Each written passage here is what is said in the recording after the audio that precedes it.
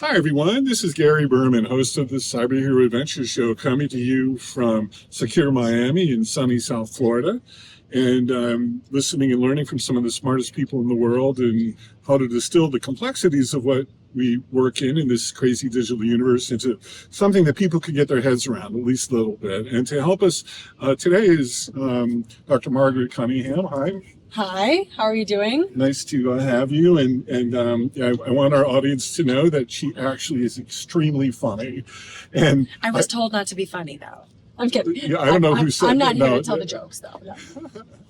No. So this conference, I just saw you speak, and there were a couple of things that stood out. Maybe you can amplify. Sure. And one is that you're not a traditional cybersecurity person. You know, you come from psychology, and you mentioned that you study statistics. Can you tell us about that and how it relates to what you're doing at Darktrace? You're the field CISO at Darktrace.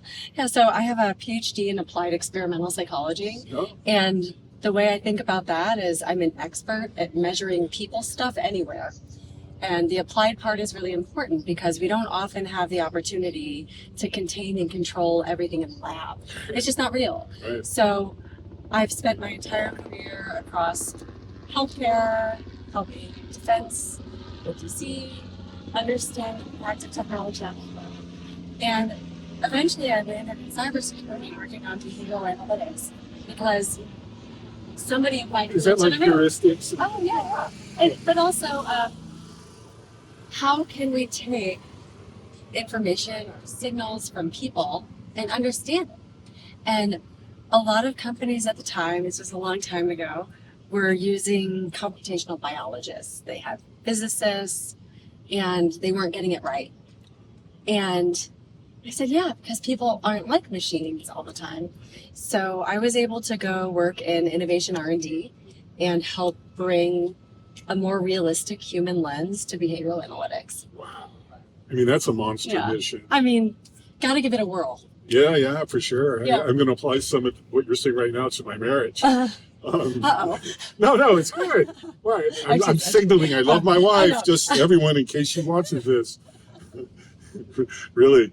Okay, I understand the linkage and the insights. And I guess one of the things that's converging, which you also talked about on the panel, is the role of artificial intelligence in this.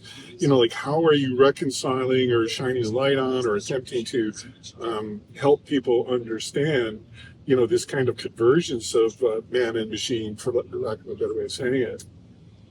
Yeah, it's going to be tricky. I've heard it's hard. I'm working on that. Are you doing a paper or something? I know, I'm just always working. But a lot of times, companies have come in and said, I understand cybersecurity. I understand this is a problem. I'm going to go look for this problem in this space. And one of the reasons I was really jazzed to go to Darktrace is they said, now, we know about that stuff, we care about it, we can use it, but we want to take our approach into the company and learn about the company and the behaviors within the company. And so that was fascinating to me as a behavioral scientist because it was a much more organic way of understanding the problem space. And I hadn't seen it before. And, you know, the levels on top of that, how can we have an analyst trust the output? How can we make sure that the insights that we get from AI are things that we can take action on? How do we get people to trust machines? What should the machine do? What should the person do? We're going to grapple with that for a long time. So to try to get... that's a lot. Well, no, I unpack that. So let's just use a metaphor of, let's say, a baseball game, and there are 9 innings. Let's say 9 innings is the end all of AI. What inning would you say that we're kind of in this understanding that you're talking about? The national anthem. Oh, no. No, because Wow. I can just see the opportunity. Yeah. How long is the baseball game going to be? Because I do think that we're just now really finding people who are separating and articulating the differences between different types of machine learning and AI. We used to just say AI, but now if you go out there and say, I use AI, people ask you many more questions. Indeed. And now we're having to take the time to say, no, it's not generative AI. Oh no, this is unsupervised versus supervised machine learning. Oh, this is where it's black box. This is where you have control. This is what's configurable. This is not. And because we're starting to have those conversations, I feel like we are very much at the beginning. And the more aware and educated people get about this stuff, the further we'll be able to take it.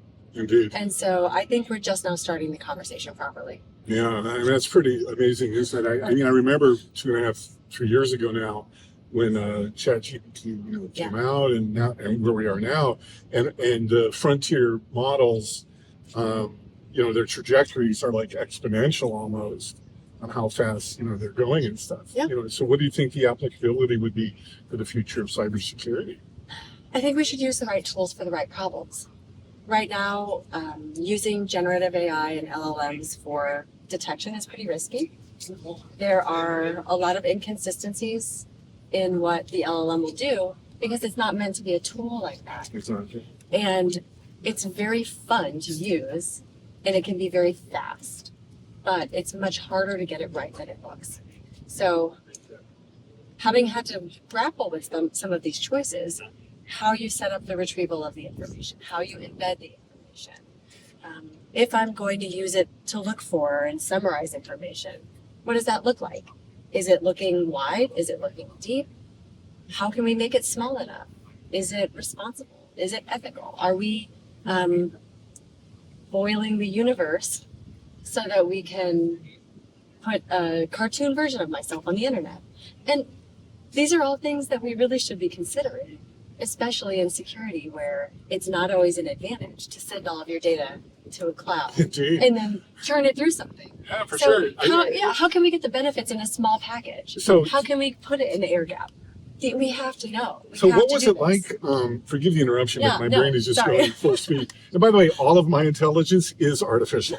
Oh, So perfect. maybe I'm at the end of the pack. Perfect. But so when you went to Darktrace, Yes. how receptive were they, or what was it like attempting to unpack all this with them and for them and for your clients? Yeah. So the funny thing is they're doing it already, and we have the most exceptional R&D team. They're in Cambridge, and they have been doing rigorous testing. We have a set of principles for responsible AI development. Oh, They're very dedicated to ensuring that we're choosing the right approaches for the right reasons. And we also take what we call an ensemble approach. So, when you go out and you're being a journalist and you're talking to people and you're trying to gather all of your facts and figures, you're not going to talk to one person. You're going to talk to a lot of people. that's right. And so we do the same thing with our models so that we're converging on a consensus. We're building strength and confidence in the signal so that we know that we're handing people something that can be trusted. And my role at the company now isn't necessarily to get in the weeds and poke around and say, oh gosh, we should use, a graph neural net for this. It's more helping people take all of that excellent work and understand it and apply it in their company.